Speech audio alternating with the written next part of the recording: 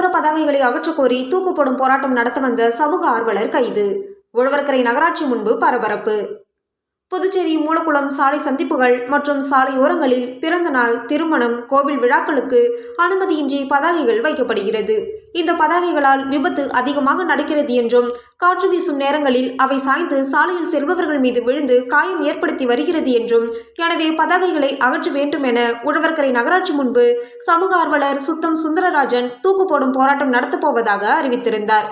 அதற்காக நேற்று காலை பதாகைகளை ஏந்தி தூக்கு போடும் நோக்கில் கயிற்றுடன் உழவர்கரை நகராட்சி முன்பு வந்தார். அப்போது அவரை போராட்டம் நடத்த அனுமதி இல்லை என கூறி போலீசார் தடுத்தனர். இதனால் அங்கு பரபரப்பு ஏற்பட்டது. பின்னர் அவர் போலீசாரை தள்ளிவிட்டு நகராட்சி அலுவலகத்திற்கு செல்ல முயன்றார். அதைத் தொடர்ந்து ரெட்டியார்பாளையம் போலீசார் அவரை குண்டுகட்டாக தூக்கி கைது செய்தனர்.